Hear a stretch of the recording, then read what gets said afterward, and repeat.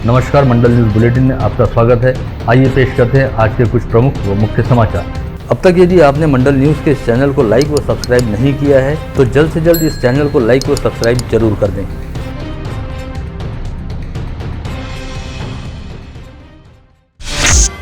विगत कुछ दिनों से महाराष्ट्र व कर्नाटक के बीच सीमा विवाद का मामला काफी गरमाया हुआ है, जिसे लेकर विधानमंडल के शीतकालीन सत्र में सरकार के खिलाफ विपक्ष काफी हमलावर होता दिखाई दे रहा है। वहीं दूसरी ओर महाराष्ट्र व मध्य प्रदेश की सीमा पर स्थित जिलों की समस्याओं को हल करने के लिए दोनों राज्यों के सीमावर्ती जिलों की संयुक्त बैठक आज अमरावती में आयोजित की गई। डॉक्टर पंजाबराव देशमुख विदर्भ प्रशासकीय व विकास प्रशिक्षण प्रबोधिनी में बुलाई गई इस बैठक में महाराष्ट्र के राज्यपाल भगत सिंह कोश्यारी तथा मध्य प्रदेश के राज्यपाल मंगूभाई पटेल सहित दोनों राज्यों के सीमावर्ती जिलों के जिलाधिकारी व जिला पुलिस अधीक्षक स्तर के अधिकारी उपस्थित थे। इस बैठक को संबोधित करते हुए राज्यपाल भगत सिंह कोश्यारी ने कहा कि महाराष्ट्र की सीमा में मध्य प्रदेश की सीमा पर स्थित सभी जिलों के जिला प्रशासन द्वारा पड़ोसी जिलों के प्रशासनिक अधिकारियों के साथ आपसी सामंजस्य रखा जाना चाहिए। साथ ही दोनों ओर से एक दूसरे को जानकारियों का आदान प्रदान किया जाना चाहिए ताकि स्थानीय स्तर के मामलों को दोनों ओर के प्रशासन द्वारा स्थानीय स्तर पर ही निपटाया जा सके। इसके तहत सीमा पार से होने वाले अवैध तस्करी व व्यवसाय के साथ ही किसी भी आपदा व बाढ़ सदृश स्थिति को लेकर जानकारियां एक दूसरे के साथ साझा की जानी चाहिए। वहीं मध्य प्रदेश के राज्यपाल मंगूभाई पटेल ने बताया कि मध्य प्रदेश से महाराष्ट्र के साथ लगने वाली सीमा पर स्थित महाराष्ट्र के हिस्से वाले जिलों के साथ मध्य प्रदेश के सीमावर्ती जिलों द्वारा हमेशा सहयोगात्मक रवैया अपनाया जाता रहा है और यह सिलसिला आगे भी चलता रहेगा। दोनों राज्यपालों सहित दोनों ओर के जिला प्रशासनों के बीच इस बात को लेकर सहमति भी बनेगी। सीमा पार से होने वाले सभी तरह के आवागमन व मजदूरों के स्थलांतरण को लेकर आवश्यक सुविधाएं व जानकारियां एक दूसरे के साथ साझा की जाएंगी। इसके अलावा सीमा पार से होने वाली आपराधिक वारदातों को नियंत्रित रखने हेतु दोनों राज्यों की पुलिस द्वारा संयुक्त रूप से कार्रवाई की जाएगी। वहीं आज अमरावती के दौरे पर आए राज्यपाल भगत सिंह कोश्यारी के कार्यक्रम में उद्धव ठाकरे के नेतृत्व वाली शिवसेना के महानगर प्रमुख पराग गुर्दे की अगुवाई में शिव सैनिकों ने व्यवधान पैदा करने का प्रयास किया। इसके तहत प्रबोधिनी की ओर जा रहे राज्यपाल के काफिले की ओर शिव सैनिकों द्वारा चप्पलें दिखाई गई और राज्यपाल कोश्यारी सहित राज्य सरकार के खिलाफ जमकर नारेबाजी की गई।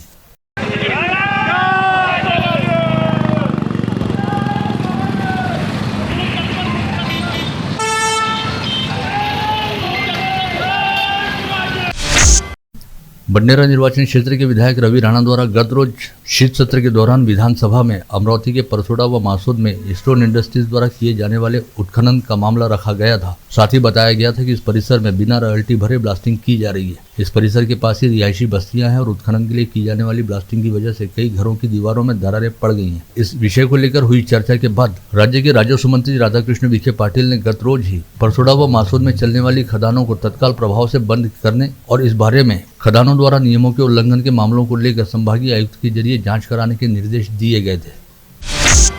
गत रोज यह मामला विधानसभा में उठाए जाने के बाद विधानमंडल सचिवालय द्वारा इसे लेकर संभागीय आयुक्त कार्यालय के जरिए स्थानीय जिलाधीश कार्यालय को आवश्यक दिशा निर्देश जारी किए गए, जिसके आधार पर जिलाधीश पवनीत कौर ने आज अमरावती के तहसीलदार कार्यालय को निर्देश पत्र जारी करते हुए परसोड़ा व मासूद में स्थित नीलेश चौरसिया की मिल्कियत वाली खदानों को तत्काल प्रभाव से बंद करने का आदेश जारी किया है।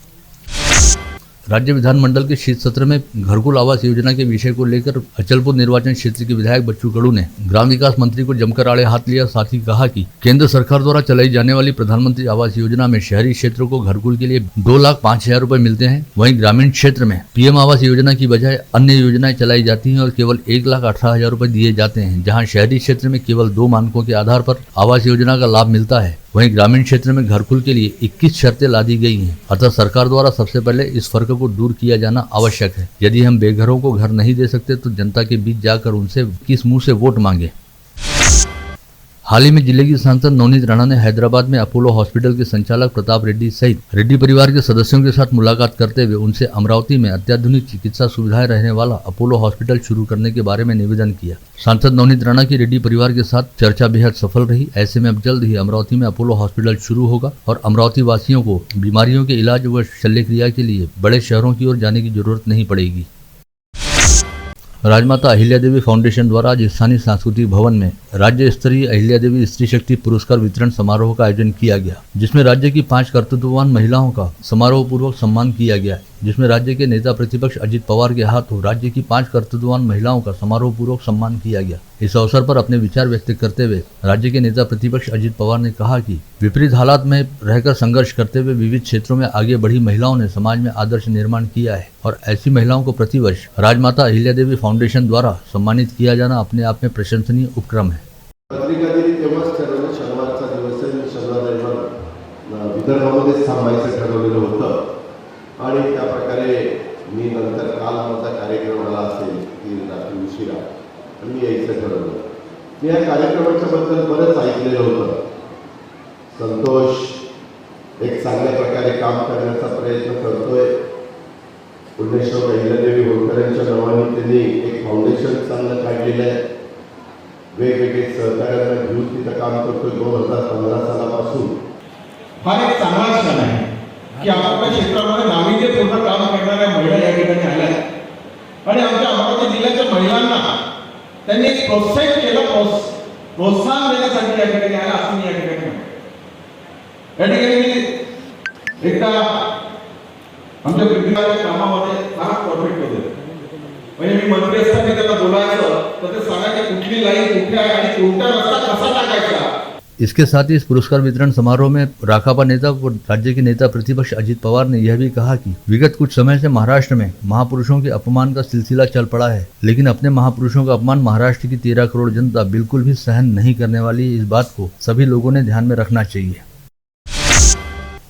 स्थानीय बडनेरा रोड स्थित महेश भवन में राजस्थानी हितकारक मंडल द्वारा स्वर्गीय चिरंजी लाल माधोलाल अग्रवाल की स्मृति में अखिल भारतीय स्तर पर राजस्थानी युवक युवती वैवाहिक परिचय सम्मेलन का आयोजन किया गया। 2 दिन चलने वाले इस समारोह का आज महेश भवन में राजस्थानी हितकारक मंडल के अध्यक्ष अनिल अग्रवाल की अध्यक्षता में समारोह पूर्वक उद्घाटन हुआ। इस आयोजन का उद्घाटन करते हुए हितकारक मंडल के अध्यक्ष अनिल अग्रवाल ने कहा कि शादी ब्याह काफी नाजुक विषय है और दौर ऐसा है कि काफी सोच समझकर अपने बच्चों के विवाह संबंध जोड़ने पड़ रहे हैं। इस बात को मद्देनजर रखते हुए अमरावती में राजस्थानी हितकारक मंडल ने राष्ट्रीय स्तर पर राजस्थानी युवक युवती परिचय सम्मेलन का आयोजन किया है। साथ ही इस आयोजन के जरिए राजस्थानी समाज के सभी घटकों को एक सूत्रता में पिरोने हेतु इस आयोजन में घटक भेद को स्थान नहीं दिया गया है, बल्कि राजस्थानी समाज के सभी घटकों के बीच रोटी बेटी के व्यवहार को स्थापित करने का प्रयास हितकारक मंडल द्वारा किया गया। मैं मानता हूं कि परिचय सम्मेलन की सफलता का पैमाना एक ही है कि यहाँ बड़ी संख्या में अभिभावक उनके प्रत्याशी आए और एक दूसरे से परिचय करे। अब दूसरा मुद्दा है कि हमेशा आपने देखा है कि आयोजनों की शाम होते होते एक नई घोषणा हो जाती है कि हमारे परिचय सम्मेलन में इतने विवाह हुए और अखबारों की हेडलाइन चलती है कि सैकड़ों प्रत्याशी अभिभावक पहुँचे, 50 विवाह संबंध तय किए गए। मैं आप सबसे हाथ जोड़कर करबद्ध प्रार्थना करता हूँ इस संगठन के अध्यक्ष होने के नाते, यहाँ आप एक भी विवाह संबंध मत जोड़िए। ये केवल परिचय सम्मेलन है। आपको एक प्लेटफॉर्म पर राजस्थानी समाज के सभी घटक समाज, अग्रवाल, ओसवाल, माहेश्वरी, जैन, ब्राह्मण या इतर राजस्थानी समाज, उनके अभिभावक और प्रत्याशियों का केवल परिचय करना है। विवाह संबंध बहुत नाजुक मामला है। इतनी जल्दबाजी में कुछ घंटों में विवाह संबंध तय कर लोगे तो हमारे राजस्थानी समाज की जो अगली समस्या जो अभी विकराल रूप ले रही है, संबंध होने के बाद तलाक होने का प्रमाण, ये कड़वा सच है। हर अभिभावक मुंह तो हिलाता है, अपनी मुंडी हिला देता है, लेकिन वो इसके बारे में बात करने से डरता है। सहाय करे तब कौन बिगाड़ करे नर तेरो, राहु केतु की नाही गमनता, चाहे शनिचर हो तुझेरो।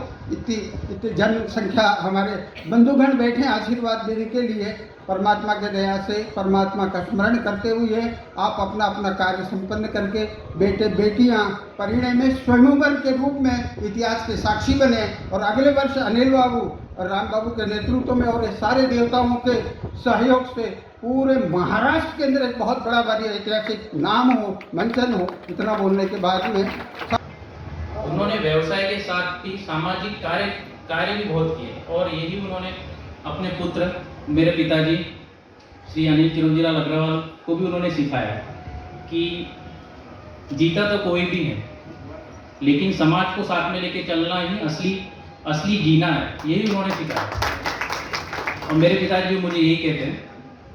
इस आयोजन को लेकर राजस्थानी हितकारक मंडल द्वारा विगत एक माह से लगातार युद्ध स्तर पर तैयारियां की जा रही थी और आयोजन की जानकारी राष्ट्रीय स्तर पर अलग अलग शहरों में रहने वाले राजस्थानी समाज बंधुओं तक भेजी गई थी। इस आयोजन में 6 राज्यों से राजस्थानी समाज बंधुओं की शिरकत हुई, जिनमें अग्रवाल, माहेश्वरी, खंडेलवाल, ब्राह्मण, ओसवाल व जैन इन राजस्थानी समाज घटकों का बड़े पैमाने पर समावेश रहा। इस आयोजन के चलते स्थानीय महेश भवन में राजस्थान साकार होता प्रतीत हुआ। एक शॉप है अकोला में ही है आपका, क्या नाम से है? कृष्णा सिल्क्स के नाम से इनका एक स्टेशनरी शॉप है। और आपका पारिवारिक व्यवसाय है कोई बिजनेस है? यही बिजनेस में है क्या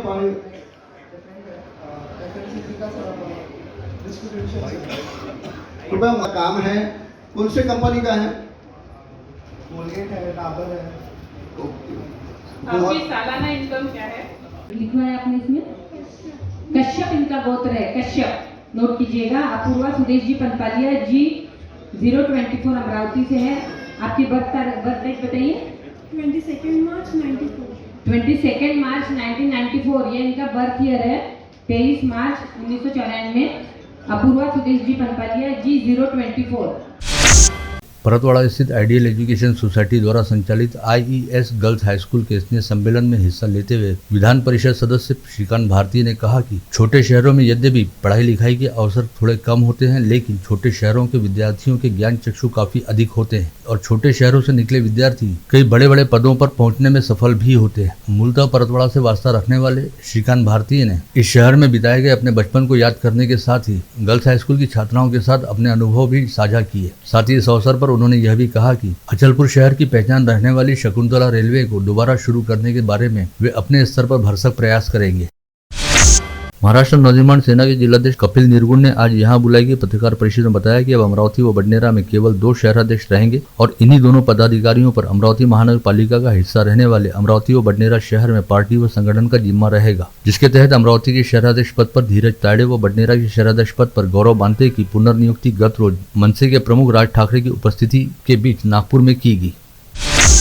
वहीं इस बीच मनसे के महानगर प्रमुख संतोष बद्रे ने अपनी ओर से एक प्रेस विज्ञप्ति जारी करते हुए बताया कि यद्यपि पार्टी प्रमुख राज ठाकरे के आदेशानुसार मनसे की अमरावती और बडनेरा शहर कार्यकारिणी में कुछ बदलाव किए गए हैं, लेकिन वे अब भी अमरावती महानगर अध्यक्ष पद पर कायम हैं। साथ ही संतोष बद्रे ने नवनियुक्त पदाधिकारियों का अभिनंदन भी किया। आज यहाँ बुलाई गई पत्रवार्ता में कैलाश मौर्य द्वारा बताया गया कि विगत 11 वर्षों से चली आ रही परंपरा के अनुसार इस वर्ष भी आगामी 1 से 3 जनवरी तक साइंसकोर मैदान पर भीमा कोरेगांव के विजय स्तंभ की प्रतिकृति साकार करते हुए विश्व विक्रमी मानवंदना कार्यक्रम का आयोजन किया जा रहा है। 3 दिन चलने वाले इस कार्यक्रम में समूचे राज्य से लाखों भीम सैनिक उपस्थित रहेंगे और इस दौरान अनेकों सामाजिक व सांस्कृतिक कार्यक्रमों का आयोजन होगा। विगत दिनों शिरडी में संपन्न हुई खेलो इंडिया वरिष्ठ गुट स्पर्धा में अमरावती शहर के पहलवानों ने शानदार खेल का प्रदर्शन करते हुए सफलता हासिल की। साथ ही अकोला में संपन्न हुई विभागीय बॉक्सिंग स्पर्धा में अमरावती के खिलाड़ियों ने मेडल जीते। इन सभी खिलाड़ियों का आज साबनपुरा चौक पर गुलशन स्पोर्टिंग क्लब की ओर से सत्कार किया गया। देश के पूर्व प्रधानमंत्री अटल बिहारी वाजपेयी की जयंती उपलक्ष्य में तुषार भारती मित्र मंडल द्वारा कल 25 दिसंबर को राज्य स्तरीय अटल दौड़ हाफ मैराथन स्पर्धा का आयोजन किया जा रहा है। यह हाफ मैराथन स्पर्धा कल सुबह 6 बजे नेहरू मैदान से शुरू होगी, जिसे राज्य के उप मुख्यमंत्री देवेंद्र फडणवीस और राज्यसभा सांसद अनिल बोंडे द्वारा हरी झंडी दिखाकर शुरू किया जाएगा। इस स्पर्धा में अब तक समूचे राज्य से 1782 स्पर्धकों की प्रविष्टियां प्राप्त हो चुकी हैं। साईनगर परिसर में रोहित देशमुख मित्र मंडल व साई क्रीडा मंडल के संयुक्त प्रयासों से आयोजित पूर्व पालक मंत्री व विधायक प्रवीण पोटे पाटिल चषक वॉलीबॉल स्पर्धा के दूसरे दिन गुजरात व अंबापेट, साईनगर व ऑरेंज सिटी तथा दिल्ली व पुणे की टीमों के बीच मैच हुए। वहीं इस स्पर्धा के तीसरे दिन कल रविवार 25 दिसंबर को गुजरात व परतवाड़ा, हरियाणा व यवतमाल, महाराष्ट्र स्पाइकर व नागपुर ऑरेंज सिटी तथा साईनगर व महाराष्ट्र स्पाइकर की टीमों के बीच लीग मैचेस खेले जाएंगे। इस 3 दिवसीय आयोजन का कल रविवार 25 दिसंबर को रंगारंग समापन किया जाएगा। समापन अवसर पर पूर्व जिला पालक मंत्री व विधायक प्रवीण पोटे पाटिल सहित गणमान्यों के हाथों विजेता टीमों के साथ ही इस स्पर्धा के दौरान बेहतरीन खेल का प्रदर्शन करने वाले वॉलीबॉल खिलाड़ियों को पुरस्कृत किया जाएगा। साथ ही इस स्पर्धा के समापन अवसर पर आयोजकों द्वारा 11 जरूरतमंदों को निःशुल्क साइकिल भी प्रदान की जाएगी। कल रविवार 25 दिसंबर को क्रिसमस का पर्व मनाया जाएगा। इस पर्व के निमित्त अमरावती शहर में स्थित सभी चर्च का रंगरोगन किया गया है। वहीं बाजार में क्रिसमस से संबंधित वस्तुओं की दुकानें सज गई हैं। बाजारों में ईसाई समुदाय द्वारा इन वस्तुओं की खरीदारी करने के लिए अच्छी खासी भीड़ उमड़ रही है। अंबा गेट के भीतर कुम्हारवाड़ा परिसर स्थित संत गजानन महाराज मंदिर से आज सुबह करीब 150 गजानन भक्तों का जत्था शेगांव की पैदल वारी पर रवाना हुआ। इस समय पूर्व महापौर विलास इंगोले की अगुवाई में सभी गजानन भक्तों का भावपूर्ण स्वागत करते हुए उन्हें शेगांव यात्रा के लिए विदाई दी गई। खंडेलवाल समाज अंतर्गत कार्यरत खंडेलवाल महिला मंडल द्वारा कल रविवार 25 दिसंबर को बडनेरा रोड स्थित खंडेलवाल लॉन में दोपहर 1 बजे से रानी सती दादी जी का मंगल पाठ आयोजित किया जा रहा है, जिसमें ख्यातनाम गायिका संगीता खंडेलवाल द्वारा मंगल गायन प्रस्तुत किया जाएगा। स्थानीय गोरक्षण के सामने हनुमान व्यायाम प्रसारक मंडल के पास एकविरा देवी मंदिर के निकट गुरुकृपा सत्संग समिति की ओर से सुश्री मंगलाश्री जी का संगीतमय रामचरित मानस नवान पारायण का आयोजन किया गया है, जहां पर मंगलाश्री जी द्वारा मंगलाचरण के साथ ही राम नाम का जप किया गया और सभी को राम कथा सुनाई गई।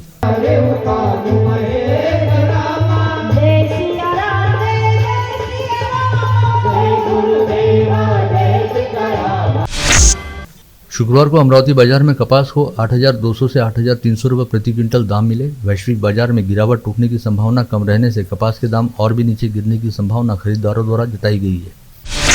मेलघाट के चिखलदरा वन परिक्षेत्र में वैराट जंगल क्षेत्र में पर्यटकों के घूमने फिरने हेतु विगत कुछ वर्षों से जंगल सफारी के लिए जिप्सी सहित अन्य वाहन उपलब्ध कराए जाते हैं, जिसके लिए पर्यटकों से आवश्यक शुल्क भी लिया जाता है। लेकिन इस जंगल सफारी के लिए प्रयोग में लाए जाने वाले 38 वाहन सड़कों पर चलाने के लिहाज से योग्य नहीं है। इस आशय की रिपोर्ट खुद प्रादेशिक परिवहन अधिकारी कार्यालय द्वारा दी गई है। ऐसे में पर्यटकों की सुरक्षा को खतरे में कहा जा सकता है।